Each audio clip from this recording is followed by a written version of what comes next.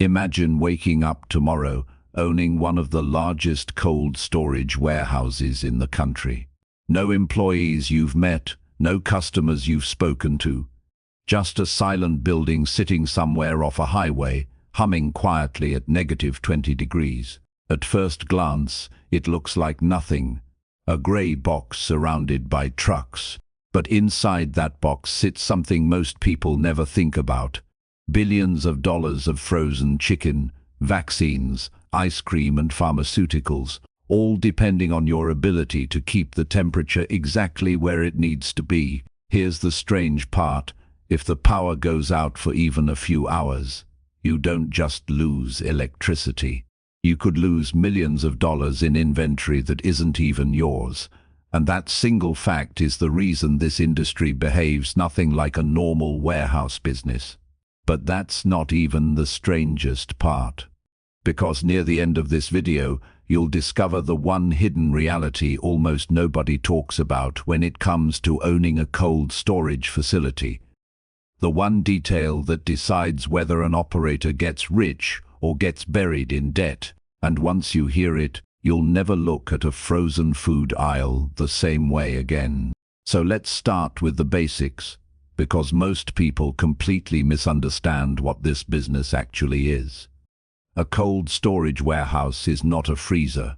It's a temperature-controlled logistics hub. Some rooms sit at standard refrigeration, around 34 to 40 degrees Fahrenheit for produce and dairy. Other rooms plunge to -20 or colder, built for frozen meat, seafood, and biological products. Some sections are climate-controlled, specifically for pharmaceuticals, where temperature swings of even 2 degrees can destroy an entire vaccine batch, worth hundreds of thousands of dollars. This is why cold storage sits at the intersection of two industries. People rarely connect food logistics and pharmaceutical compliance. And that intersection is exactly why the sector has exploded. As grocery delivery, meal kits, and biotech distribution have grown, so has the need for space that can keep products alive between the moment they're made and the moment they're used. Now think about this.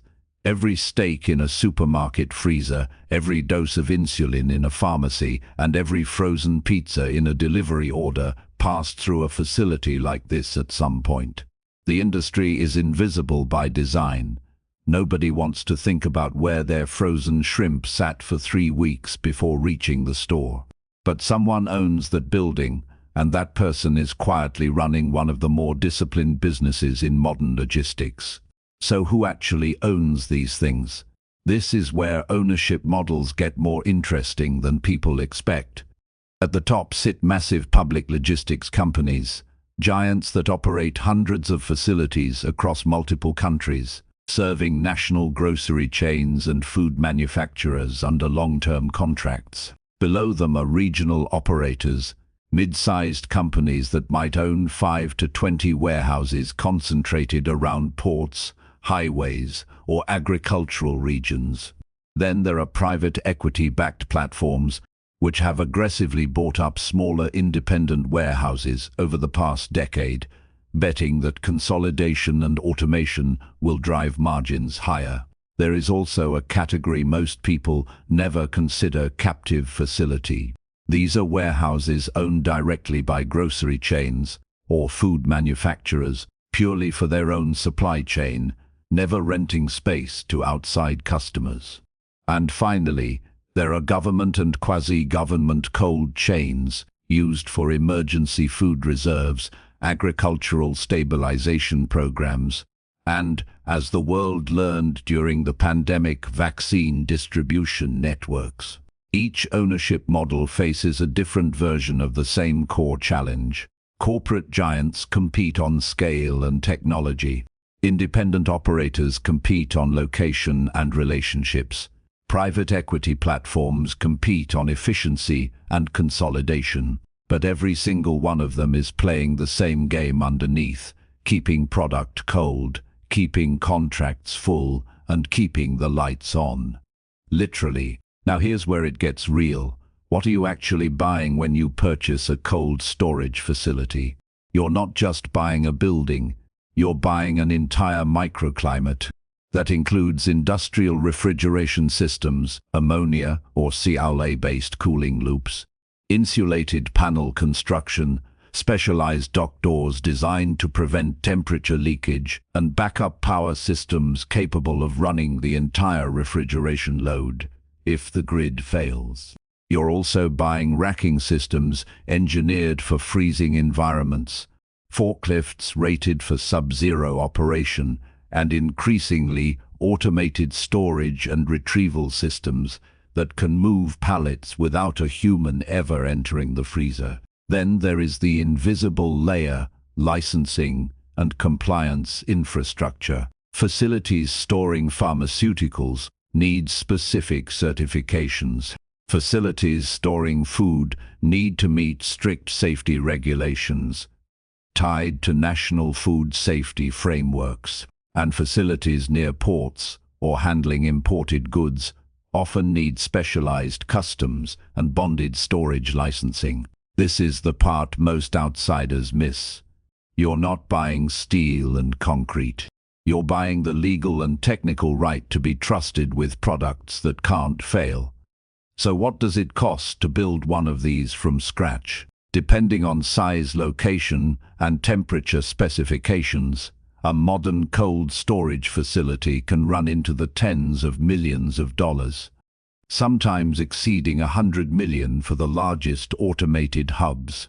Construction alone typically costs significantly more per square foot than a standard dry warehouse because of the specialized insulation, refrigeration infrastructure, and reinforced flooring needed to handle heavy temperature-sensitive equipment. On top of construction, there are refrigeration system installations, backup generators sized to handle massive electrical loads, permitting processes that can stretch on for months due to environmental and safety reviews, and significant working capital needed just to keep operations running before revenue stabilizes. Many operators finance a large share of this through commercial real estate loans, and because the equipment is so specialized, lenders often scrutinize these deals more closely than a typical warehouse purchase. But here's what almost nobody realizes. The building is actually the easy part. The real challenge and the real cost comes after the doors open. Let's talk about how this business actually makes money, because it's more layered than most people assume. The primary revenue stream is storage fees, typically charged per Pascal let per minute onth. Customers pay to keep their inventory sitting safely in your facility, whether that's a food distributor storing frozen vegetables or a pharmaceutical company storing temperature-sensitive medication. But storage fees are only the beginning. Secondary revenue comes from handling charges, fees for moving product in and out of the warehouse, palletizing, labeling, and preparing shipments for distribution. Then there is value-added logistics, services like inventory management, order fulfillment for e-commerce grocery brands, and cross-docking, where products move directly from inbound to outbound trucks without ever sitting in long-term storage. Here's the hidden revenue layer few people talk about. Many operators charge for compliance services, things like temperature monitoring reports, batch tracking for pharmaceutical clients, and audit documentation required by food safety regulators. These services might sound small, but for large pharmaceutical or grocery clients, verified compliance is often worth paying a premium for, because a single documentation failure can mean a product recall costing millions. And then there is recurring revenue, arguably the most valuable part of the entire business model.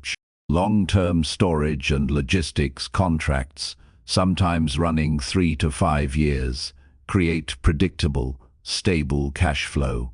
This is one of the biggest reasons private equity firms have been buying up cold storage assets aggressively. It behaves less like a typical warehouse and more like a subscription business. where customers keep paying month after month simply because switching providers means physically relocating millions of dollars of temperature-sensitive inventory, which nobody wants to risk. But that's only one part of the story, because now we need to follow the money as it actually moves through the business day to day. Picture a frozen food distributor. Their product arrives at your dock, gets inspected, then moved into deep freeze storage. From there, it sits until an order comes in from a supermarket chain. Your team pulls the pallet, prepares it for shipment, and loads it onto an outbound truck, all while maintaining an unbroken cold chain. Every single handoff from truck to dock to storage to truck again is a moment where temperature can be compromised, and a moment where you are financially and often legally responsible if something goes wrong. This is why cold storage operators think less like landlords and more like risk managers. Every transaction isn't just about moving boxes. It's about preserving value that isn't yours for customers who are trusting you not to fail. Now, let's talk about expenses, because this is where the real story of this business hides. Labor costs are significant, since cold environments require specially trained staff, often working in gear designed for sub-zero conditions, and turnover in these roles tends to run higher than typical warehouse jobs due to the physical demands. Maintenance costs are also steep, because refrigeration systems require constant monitoring, and a failure isn't just an inconvenience, it's a potential total loss event for whatever's stored inside. Insurance is another major line item, and it's more expensive than standard warehouse insurance because insurers know exactly what's at stake if the cooling fails. Taxes and debt servicing follow the same pattern as any capital-intensive real estate business. But property taxes on specialized industrial infrastructure can be substantial given the value of the equipment installed. Then there is technology spending, an increasingly large piece of the puzzle, as facilities install real-time temperature monitoring, automated inventory systems, and in some of the most advanced hubs, robotic pallet retrieval systems designed to reduce the number of workers who need to physically enter freezing environments at all. But here's the expense that changes everything, the one that separates this business from almost every other type of commercial real estate. Electricity. Refrigeration is an unrelenting cost. Unlike office buildings or retail space, where you can turn off the lights at night, a cold storage facility never stops running. The compressors, the fans, the backup systems, they operate 24 hours a day, every day of the year. Because the moment cooling stops, the countdown to spoiled inventory begins. In many cold storage operations, electricity represents the single largest operating expense, often rivaling or exceeding labor costs. And it's not stable. Energy prices fluctuate with global markets, seasonal demand, and regional grid conditions, meaning an operator's largest expense can spike unpredictably, squeezing margins overnight. This tiny detail costs the industry enormous amounts of money every year, and it's the reason so many facilities are now investing heavily in energy efficiency, better insulation, and even on-site renewable power generation. Because in this business, the electric bill isn't just an overhead cost. It's the heartbeat of the entire operation. But here's what almost nobody realizes about the risks lurking underneath even that. Hidden costs go far beyond the utility bill. Regulatory compliance is a constant, moving target. Food safety regulations require documented temperature logs, and any gap in that record can trigger fines or, worse, loss of certification needed to work with major grocery chains. Pharmaceutical clients often require even stricter compliance, sometimes mandating real-time temperature tracking with automatic alerts if conditions drift outside an approved range, even briefly. Environmental risk is another layer. Many large refrigeration systems use ammonia as a cooling agent, which is efficient but hazardous. If a leak occurs, requiring strict safety protocols and specialized emergency response planning, legal risk sits close behind. If a facility fails to maintain proper temperature and a customer's inventory spoils, the resulting liability claims can be enormous, sometimes far exceeding the monthly storage fee that customer was even paying. And then there is operational risk tied directly to labor. The industry has faced ongoing labor shortages since working in freezing conditions isn't appealing to everyone, and finding reliable staff willing to do that job consistently has become one of the quieter challenges operators deal with behind the scenes. So with all of that working against an operator, how profitable can this business actually be? Margins in cold storage tend to be respectable, but not extreme, generally running higher than typical dry warehousing because of the specialized nature of the service, but tempered by the sheer weight of utility and compliance costs. Well-run facilities that maintain high occupancy and strong long-term contracts tend to generate stable, recurring cash flow, which is exactly why this asset class has attracted so much investment interest in recent years. Break-even points depend heavily on occupancy rates, because fixed costs, refrigeration, staffing, debt service, remain relatively constant, whether the warehouse is half full or completely full. Occupancy is the single biggest lever determining profitability. A facility running at high occupancy with long-term contracts can generate strong, consistent returns. A facility struggling to fill space, even briefly, can bleed cash quickly because you're still paying to keep the entire building cold regardless of how much product is actually inside it. This is where most people are wrong about the business.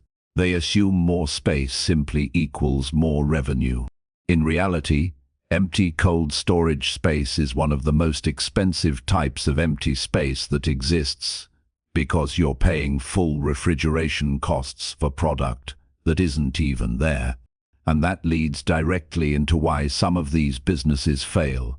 Some collapse due to overexpansion, building capacity faster than they can secure long-term customer contracts, leaving expensive refrigerated space sitting empty while the electric bill keeps running regardless. Others fail because of poor location decisions, building far from major transportation corridors or agricultural regions, making logistics inefficient and unattractive to major clients. Debt is another common downfall. Because cold storage construction is so capital-intensive, heavily leveraged operators can be extremely vulnerable to interest rate increases or unexpected vacancy periods. And some simply fail due to compliance failures. A single serious violation involving food safety or pharmaceutical storage can end long-term contracts overnight, since major clients cannot afford the reputational or legal risk of working with an unreliable cold chain partner. Underneath all of these failure points sits one unifying truth. This is a business with very little room for error. Unlike a retail store that can survive a bad month, a cold storage facility that fails to maintain temperature, even briefly, can destroy the exact product it was trusted to protect, along with the relationship attached to it. Now let's look forward, because the future of this industry is moving faster than most people expect. Automation is transforming how these facilities operate. Robotic pallet retrieval systems are increasingly replacing manual forklift operations in the coldest zones, reducing labor costs and worker exposure to extreme conditions simultaneously. Artificial intelligence is being used to predict maintenance failures in refrigeration systems before they happen, preventing the kind of catastrophic breakdowns that used to result in total inventory loss. The rise of e-commerce grocery delivery has fundamentally reshaped demand, pushing operators to build smaller, more strategically located facilities closer to cities. rather than relying solely on massive regional hubs. Vaccine distribution, accelerated dramatically in recent years, has permanently increased demand for pharmaceutical-grade cold storage, creating an entirely new category of facility built specifically around ultra-precise temperature control and rapid, verified logistics. Sustainability is becoming a competitive advantage rather than an afterthought. Facilities investing in energy-efficient refrigeration, better insulation, and renewable power are positioning themselves to weather the volatility of energy markets far better than older, less efficient competitors. And here's the twist, tying it all together, the one that finally answers the question we opened this video with. Owning a cold storage warehouse looks from the outside like owning a simple building filled with freezers. But that's not what you're really running. You're running a business where your single largest cost isn't people, or rent, or debt. It's electricity, an expense you cannot control, cannot pause, and cannot avoid. Because the moment you stop paying it, everything inside your walls begins to die. That's the hidden reality almost nobody talks about. In most industries, your biggest expense is something you have leverage over. In this one, you're financially at the mercy of an energy market you don't control, running a facility that can never turn off, protecting inventory that isn't even yours, for customers who are trusting you completely. So the next time you walk past a frozen food aisle or watch a delivery truck pull away with grocery bags in the back, remember what's really happening behind that transaction. Somewhere, a warehouse is humming in total silence, burning through electricity 24 hours a day, holding the line against a countdown that never stops. Because in the end, cold storage isn't really a real estate business. It's a race against time powered entirely by a bill that never sleeps.